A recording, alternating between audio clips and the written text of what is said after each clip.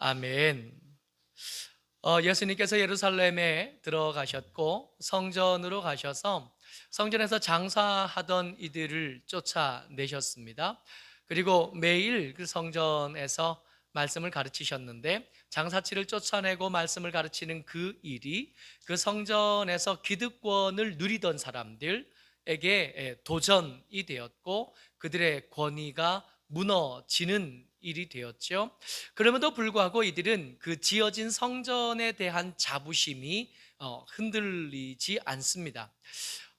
그런 중에 예수님께서 그 성전을 바라보시면서 그 아름다운 돌과 헌물로 꾸며진 수십 년 동안 계속 건축되어지고 있는 그 성전을 향해서 종말을 말씀하셔요. 말씀 먼저 같이 읽습니다. 21장 6절 말씀입니다. 같이 읽죠. 시작. 너희 보는 이것들이 날이 이르면 돌 하나도 돌 위에 남지 않고 다 무너뜨려지리라. 지금 이 종말의 말씀을 시작하시면서는 어디 보고 시작하시냐면 이 성전, 하나님 앞에 합당한 예배를 드리지 않고 하나님의 말씀이 합당하게 선포되지 않는 겉모양은 화려하고 대단한 웅장함을 가졌지만 그럼에도 불구하고 이 성전은 무너지게 될 거다 한 말씀으로 시작하셨는데 이 종말의 이야기를 시작하시면서 이 성전이 무너질 거다 해서 멈추지 않으시고 한 걸음 한 걸음 더 가면서 성전의 종말에 이어서 역사의 종말까지 말씀을 이어가십니다. 나라를 대항해서 일어나게 될 거고요. 민족이 민족을 대적하여 일어나게 될 겁니다. 큰 지진과 기근과 전염병과 또 무서운 일들과 하늘에 큰 징조가 있을 것을 이렇게 계속해서 말씀해 가시는 거예요. 이 종말의 이야기를 이렇게 읽다 보면 굳이 계시록의 그 환란의 말씀을 읽지 않더라도 이미 복음서에 등장한 십자가를 앞두신 예수님의 말씀 속에 등장한 그 종말만 해도 두려움이고 그 두려움에서 피할 방법을 찾는 것이 결코 쉽지 않을 것임을 짐작하게 해요. 근데 두려울 수밖에 없고 무서울 수밖에 없는 이 종말에 대한 이야기를 대할 때 믿음 밖에 있는 사람과 믿음 안에 있는 사람들이 대하는 태도가 뚜렷하게 구분되어져야 되고 뚜렷하게 달라져야만 됩니다. 오늘 말씀을 나눌 때 계속해서 염두에 둘 것은 성도들이 당하게 될 종말은 우리가 어떻게 대처해야 될 것인가, 성도들이 대해야 되는 종말은 어떤 모습일 건가 색칠하기를 한다면 그저 검은색, 깜깜하고 두려운 그런 검은색이면 안 된다는 거예요. 언젠가 세미나 때문에 제주도에 갔다가 새벽에 호텔에서 나와서 바다 수영한다고 바다에 들어가 본 적이 있어요. 아직 그렇게 바다 수영에 익숙하지 않을 때라 조심스러운 마음으로 들어갔는데 제일 먼저 눈에 띈 게 뭐였냐면 깊은, 아직 해가 뜨지 않은 바다라 깊은 바다 쪽으로 바라보니까 어두운데요. 그 어둠이 얼마나 깊은지 아무것도 보이지 않는데 손은 보이는데 조금씩 점점 멀어지면서 깊은 어둠이 보이니까 무서워서 거기 더 이상 있을 수 없더라고요. 종말을 말씀하실 때 믿음 없는 상태로 맞이하는 종말은 그 어두움보다 더 깊을 수밖에 없고 더 두려울 수밖에 없고 더 막막할 수밖에 없습니다. 그러나 믿음 안에 있는 하나님의 사람 성도들에게 종말은 단순히 어둡고 단순히 막막하고 단순히 두렵기만 한 그런 것은 또 아니거든요. 예수님 종말에 대해서 말씀하시다가 그 말미에 가서 뭐라고 말씀하시냐 하면 21장 28절에 그 종말에 대해서 말씀하시는데 성도들에게 말씀하시면서 이렇게 말씀하십니다. 같이 읽어요. 성도들이 맞이하는 종말의 색깔이에요. 같이 읽습니다. 시작. 이런 일이 되기를 시작하거든 일어나 머리를 들라 너희 속량이 가까웠느니라 하시더라. 이런 일들이요, 어떤 일들이라면 조금 전에 제가 말씀드렸던 큰 지진의 소문, 전쟁의 소문, 전염병, 하늘에서 일어날 여러 가지 무서운 일들, 큰 징조들, 하늘의 광명이 빛을 잃어버리는 그 일들, 그런 일들이 시작되거든 어떻게 하라고요? 머리를 들래요. 여러분, 몇 년 전에 우리 지진을 경험해 봤잖아요. 전사님하고 식사하다가 식당에서 땅이 흔들리기 시작하는데 언뜻 생각나는 게 다른 생각은 아무것도 안 나고 얼른 머리를 숙여야 되겠다 한 생각만 나더라고요. 테이블 밑에 들어가야 되는 거잖아요. 그래서 옆에 있는 사모의 어깨를 막 눌러서 테이블 속에 들어가라고 그랬던 기억이 나요. 지금 징조가 일어났는데 지진이 일어나고 전염병이 돌고 온갖 환란의 징조가 막 일어나기 시작하는데 뭐라고요? 일어나 머리를 들래요. 성도들이 맞이하는 종말에 여러분들과 제가 기억해야 될 것, 마냥 두렵고 마냥 무섭고 마냥 막막하기만 한 게 아니라 그동안 예수 믿는 그 믿음 때문에 좁은 길 갈 수밖에 없어서 억울했고 그동안 만왕의 왕이요 만주의 주이신 하나님의 백성 되고 하나님의 아들 되고 딸 되었던 것 때문에 양보해야 됐었고 그렇게 해서 좁은 길을 갈 수밖에 없었던 우리가 드디어 그 억울한 것, 그 슬픈 것, 그 답답한 것, 그 좁은 길에서 벗어나서 원래 우리가 누려야 했던 왕의 권능을 회복하는 날이 저날이, 하나님의 자녀로서의 권세를 회복하는 날이 저날입니다. 그래서 저날은 무섭기도 하지만 성도로 사는 저와 여러분들, 좁은 길을 기꺼이 선택한 저와 여러분들에게는 머리를 들 수 있는 날, 그동안 머리를 숙일 수밖에 없었고 조아릴 수밖에 없었고 양보할 수밖에 없었던 그런 여러분들과 제게, 성도들에게 역전이 일어나는 날이기도 한 게 이 종말. 그래서 우리가 이 종말을 맞이할 때, 이 종말을 바라볼 때, 종말의 그림에 색을 칠할 때 어두운 검은색만이어서는 곤란한 겁니다. 그래서 예수님 말씀을 이어가시면서 조심해라 말씀하시면서 누가복음 21장 36절에 이렇게 말씀하시는 거예요. 같이 읽습니다. 시작. 이러므로 너희는 장차 올 이 모든 일을 능히 피하고 인자 앞에 서도록 항상 기도하며 깨어 있으라 하시니라. 이 종말을 바라볼 때 두려움일 수밖에 없고 슬픔과 억울함일 수밖에 없으나 그럼에도 불구하고 그 종말이 우리에게 주는 소망, 그 종말이 우리에게 주는 역전을 기대하는 중에 조심해야 될 것들이 있대요. 함정이 도사리고 있는데 그 함정에 빠지지 않기 위해서 여러분들과 제게 주신 예수님의 대책, 예수님의 말씀, 권면이 뭐냐 하면 항상 기도하고 깨어 있으라 하신 말씀입니다. 주의하셔야 될 것은 이 말씀, 오늘 나눌 이 말씀이 교회 밖에 있는 사람들을 향한 말씀이 아니라 교회 안에 있는 하나님의 사람들을 향한 말씀이에요. 그러니까 교회 안에 있음에도 불구하고 이 함정에 빠질 가능성이 있는 거죠.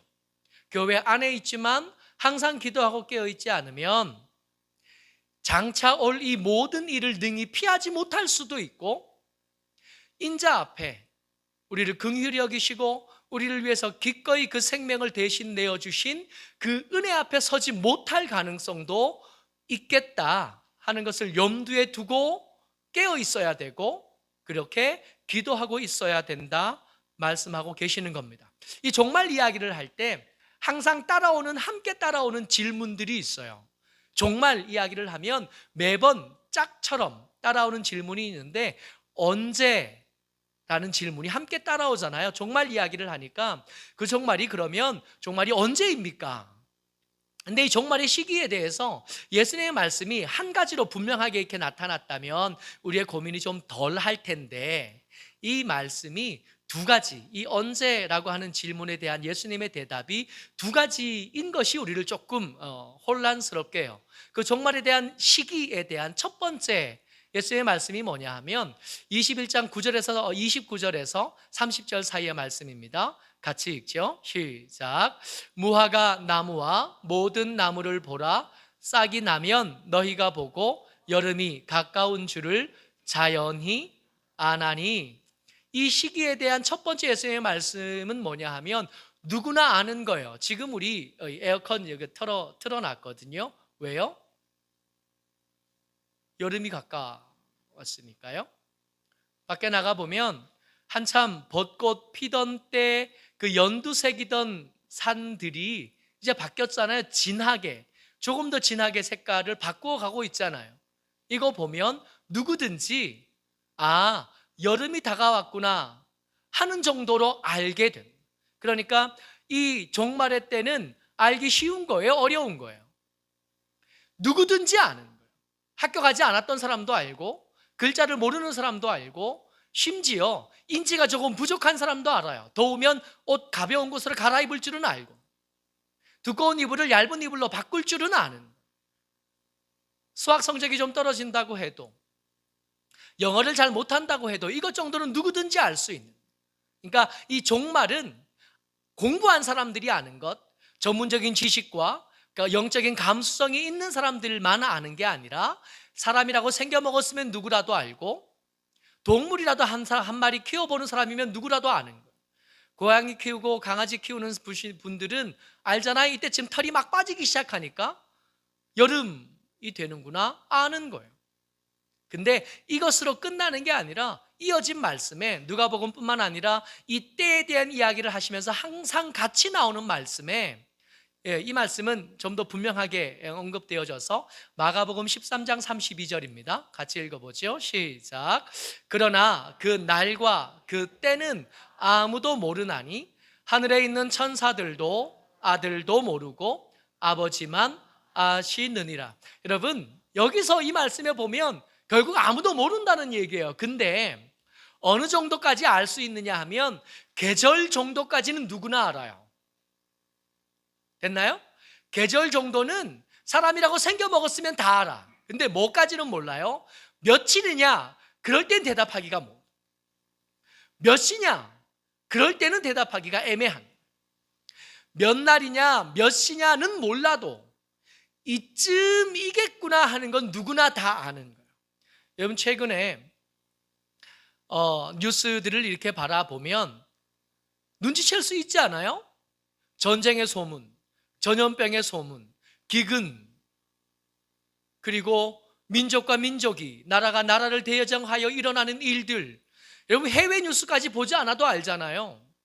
남북 연락사무소가 폭파되어지고, 전염병은 계속 좀 잠잠해지는 것 같더니 수도권을 중심에 있던 이 전염병이 어제 통화하다 보니까 대전에 있는 분하고 통화를 했는데, 대전에 있던 제가 있던 그 교회 그 주변에서 확진자가 나타나는 바람에 다시 긴장하고 있는, 점점 내려오고 있는 듯해요. 만약에 이 전염병의 소문이 대구를 지나서 더 내려오면 우리 다시 흩어져서, 지금 모여 있지만 또 방송으로 보시는 분들도 계시지만 언제든지 우리 다시 집에서 예배 드릴 준비를 하고 있거든요. 전쟁의 소문 계속 들리고, 전염병의 소문 계속 들리고, 지진의 소문 계속 들리고, 이쯤 되면 사람들이 점점 더 강팍하여지고 점점 더 분노를 이기지 못하는 이쯤 되면, 이쯤이겠구나, 예수님 가까이 오셨겠구나, 예수님께서 어쩌면 저 문 밖에 계실지도 모르겠구나, 이 정도는 누구나 아는 거예요. 다만 이게 오늘이다, 이건 좀 잘 모르겠다. 오늘 2시다, 이건 잘 모르겠다.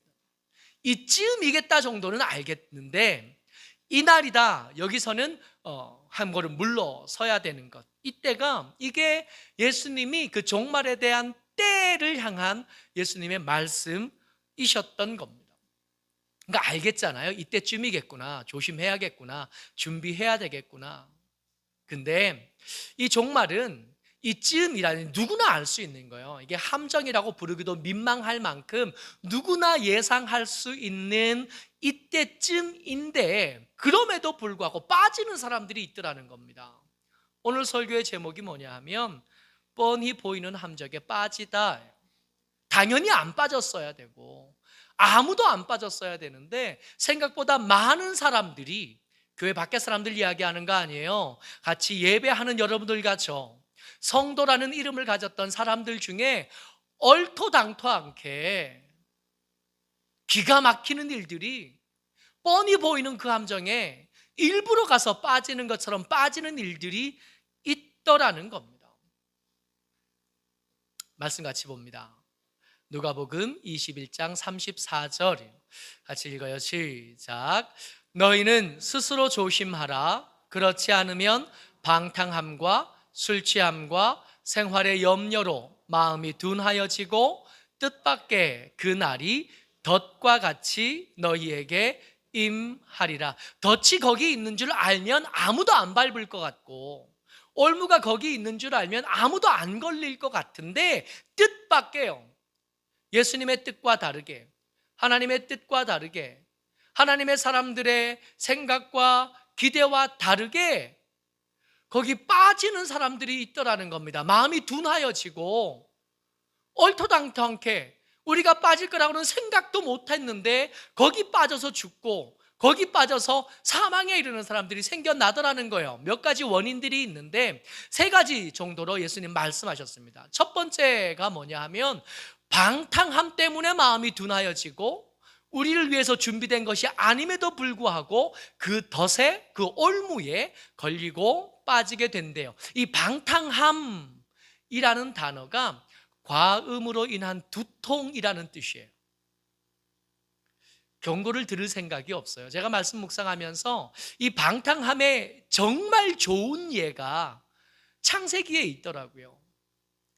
창세기 19장 14절 말씀입니다. 롯의 집에, 아브라함의 조카 롯의 집에, 소돔에 살던 이 롯의 집에 하나님의 천사 둘이 방문했습니다. 하나님의 천사로부터 소식을 들었어요. 이 성이 오늘 밤에 멸망할 거다, 하나님의 진노가 여기 쏟아질 거다 하는 얘기를 들었어요. 그래서 롯이 살려내려고 자기 사위들에게 찾아간 거예요. 말씀 같이 읽습니다. 시작. 롯이 나가서 그 딸들과 결혼할 사위들에게 말하여 이르기를, 여호와께서 이 성을 멸하실 터이니 너희는 일어나 이곳에서 떠나라 하되, 그의 사위들은 농담으로 여겼더라.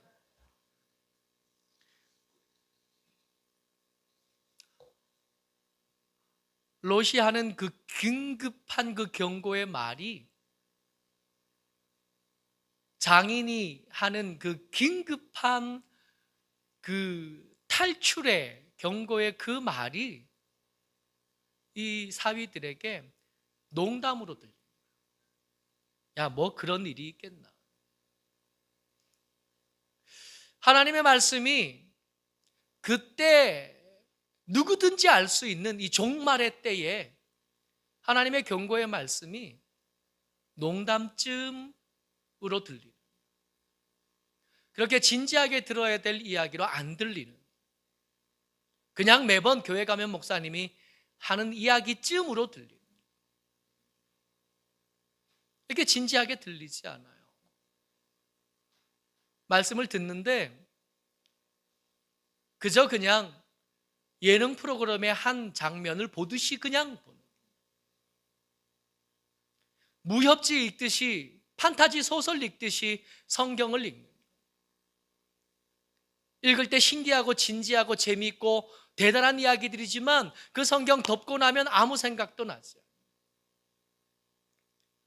예수님의 이 진지한 경고의 말씀이 그저 그냥 매번 하시는 말씀으로만 들리지, 그 말씀 때문에 삶을 바꾸거나 그 말씀 때문에 짐을 싸거나 그 말씀 때문에 삶을 고칠 생각 따위는 전혀 없는, 그 앞에서는 듣는 척하지만 삶을 전혀 바꿀 생각이 없는,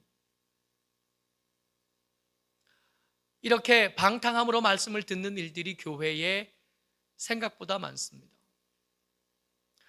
설교를 선택할 때 재미있는 예화가 많은 설교를 선택하고, 귀를 즐겁게 하는 설교를 선택하고, 마음을 유쾌하게 하는 말씀을 선택하는, 그걸 잘해야 설교를 잘하는,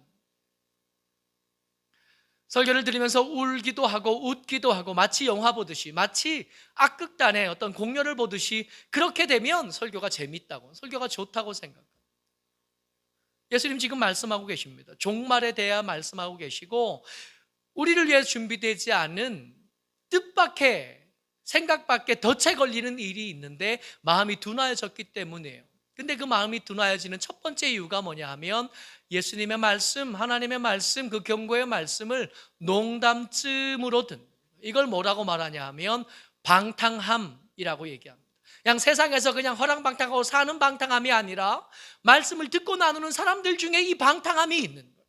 말씀을 그저 그냥 지나가는 이야기로, 농담쯤으로 듣고 생각하고 여기는, 마음이 둔하여지는 두 번째 술 취함입니다. 이 술 취함은 그냥 술 취함으로 되어 있긴 하나 중독이라는 뜻이 있어요. 여러분, 우리가 뭔가를 선택할 때 우리가 우리에게 좋은 것, 우리에게 유익한 것을 선택하는 것 같은데 자세히 살펴보면 그렇지 않은 경우들이 굉장히 많아요. 좋은 것을 선택하는 게 아니라 나쁜 걸 선택하는 경우가 우리 삶 속에 얼마든지 있습니다. 이 술 취함, 이 중독의 예는 유익함을 선택할 힘이 없어요. 모르는 게 아니에요. 뭐가 더 좋은지, 뭐가 더 유익한지, 뭐가 더 아름답고 뭐가 더 선한지 모르는 게 아니에요. 그리고 그걸 선택할 마음이 없는 것도 아닙니다. 근데 그걸 선택할 힘이 모자라요. 이 요즘 새벽에 고린도전서 말씀을 읽고 있는데 이 고린도전서와 고린도후서는 그 배경을 알면 더 풍성하게 됩니다. 고린도전서, 고린도에 보내진 첫 번째 편지라는 이름을 가진 이 고린도전서는 사실은 첫 번째 편지가 아니에요. 고린도전서 이전에 편지 하나가 더 있었고 그 편지가 이 바울의 훈계의 말씀이 제대로 먹혀들지 않았어요. 그래서 두 번째 편지를 다시 썼는데 그게 고린도전서 입니다. 이 고린도전서를 보내고 다시 이 효과를 기대했는데 그래도 효과가 없었어요.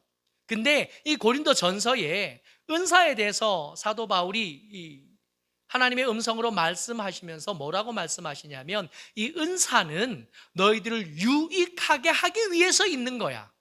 12장 6절 7절 고린도전서 말씀 같이 읽습니다. 시작. 또 사역은 여러 가지나 모든 것을 모든 사람 가운데 이루시는 하나님은 같으니 각 사람에게 성령을 나타내심은 유익하게 하려 하심이라. 고린도전서 12장 7절에 나오는 성령의 나타내심은 다른 게 아니라 은사입니다. 은사가, 성령의 은사가 내 속에 있는 것을 확인되면 이것은 은사가 나타난 것으로 확인되는 것이 아니라 내 속에 성령께서 함께 하신 것이 은사로 확인되어지는 거예요. 이 고린도 교회 성도들에게 두드러지게 나타났던 은사가 달변과 뛰어난 지식의 은사로 나타났었는데 그 달변과 이 뛰어난 지식으로 뭐 했어요? 분쟁했거든요. 싸웠거든요. 근데 이 은사라는 것의 특징이 이게 함께 같이 잘 사용되지면 이게 즐거움을 누리는 거고 풍성함을 누리는 건데 이 은사가 서로 경쟁하기 시작하면 이것은 고통만 남게 되는 거예요. 이게 은사의 특징이에요. 여러분 주의하여 들으셔야 됩니다. 은사는 아무리 뛰어나고 아름다운 은사라고 해도 그 은사 혼자만 아름답게 사용될 가능성은 없는 거예요. 이 은사에는 그 은사를 돕는 또 다른 은사가 필요한데 이 은사가 둘이 잘 연합하게 되면 기쁨과 즐거움과 풍성함이 있는 반면에 이 은사들이 대적하기 시작하면 그 지체, 그 교회는 고통을 경험할 수밖에 없고 아픔을 경험할 수밖에 없어요. 사도 바울이 그들에게 이 고린도 교회 분쟁하고 있는 교회에 편지를 보내면서 너희들에게 나타나는 은사는 유익함을 위함이다. 이 유익함을 위해서 어떻게 하라고요? 연합하라. 이 유익함을 위해서 협력하라고.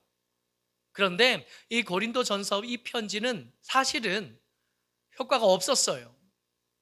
고린도전서 말씀을 그들이 모여서 같이 읽었을 법한데 같이 읽고도 회개하지 않았어요.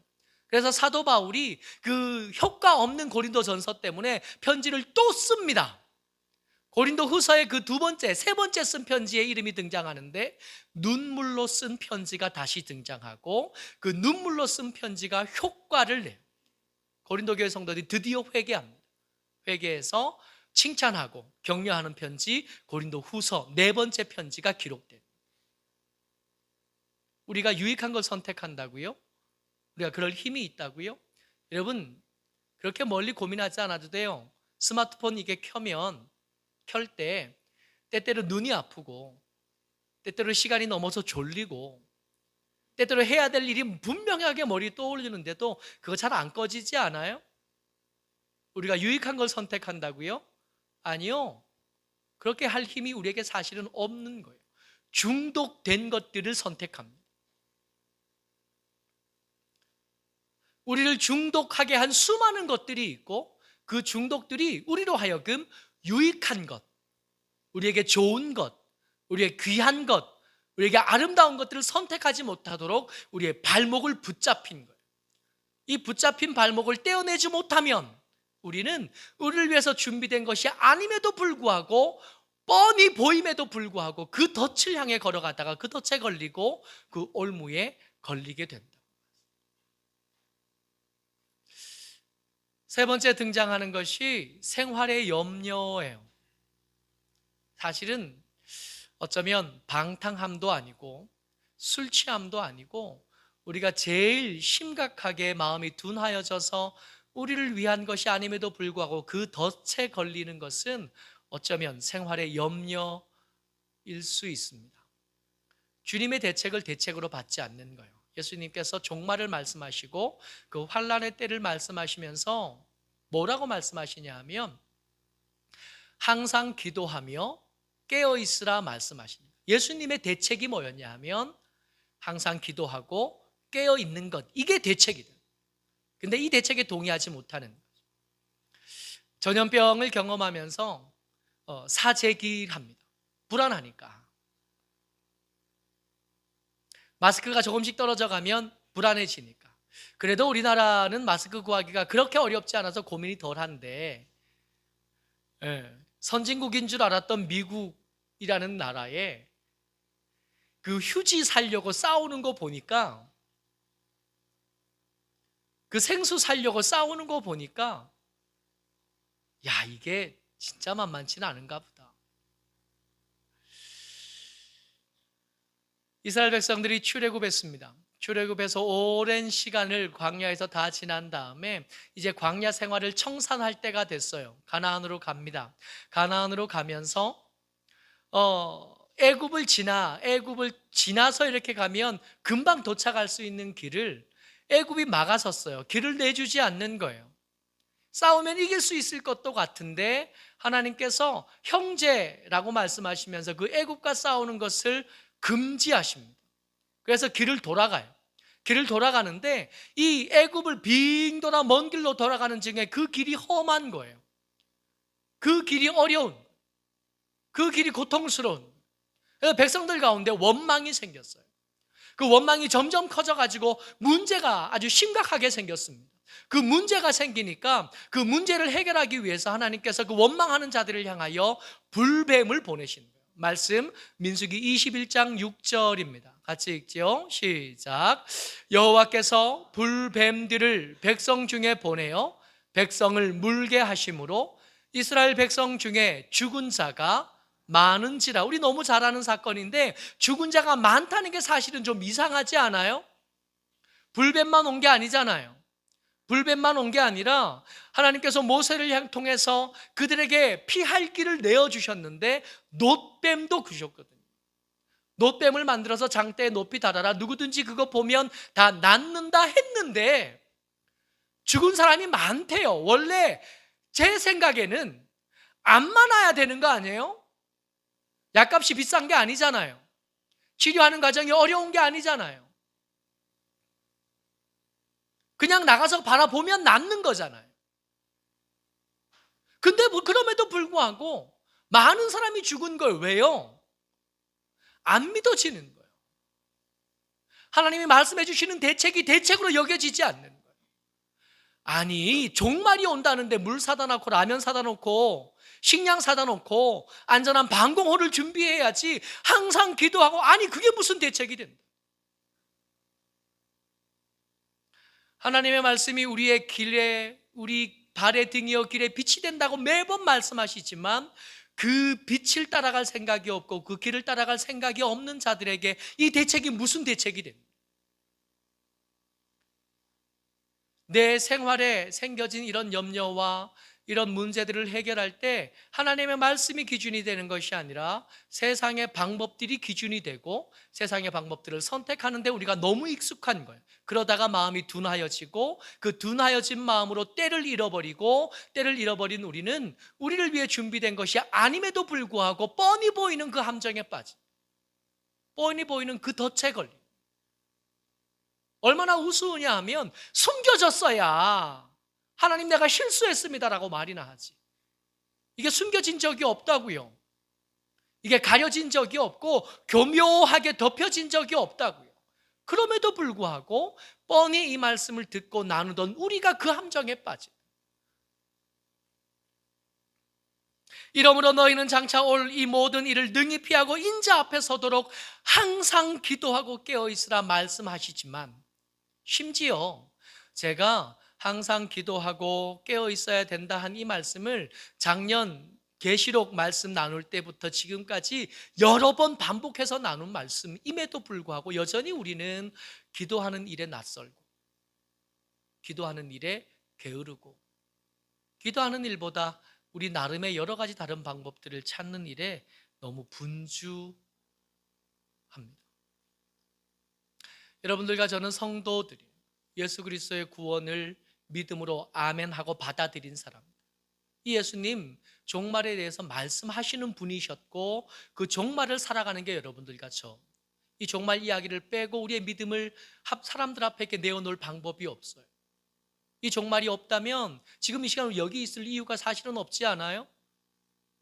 편한 데 가서 좋은 것 우리 하고 싶은 거 하고 살아야 되잖아요. 그럼에도 불구하고 우리가 여기 있는 것은 이 종말의 이야기를 아멘으로 받았기 때문에, 그렇다면 이 종말에 대해서 예수님 말씀하시는 대책에 대해서 아멘해야 돼요.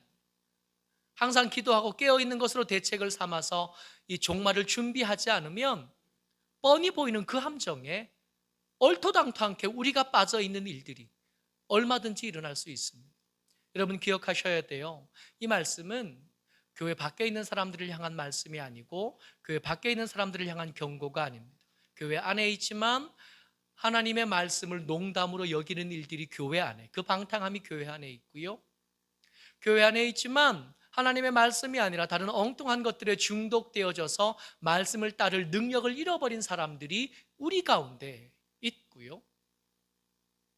하나님의 말씀하신 대책이 아니라 나름의 대책을 쫓아서 분주한 사람들이 우리 가운데 실제로 있는, 그래서 엉뚱한 함정에 빠지는 그 슬픈 일들이 우리 가운데 있는, 모쪼록 저와 여러분들이 이 말씀이 우리 가운데 아주 심각하고 진지한 경고의 말씀으로 들려지시기를 주의 이름으로 축복합니다. 그래서 그 방탕함에서 일어서고 그 술 취함 중독에서 일어서고 그리고 주님의 말씀을 대책으로 받아서 하나님의 은혜 가운데 이 환난을 피하고 인자 앞에 서는 저와 여러분 되시기를 주의 이름으로 축복합니다. 아멘.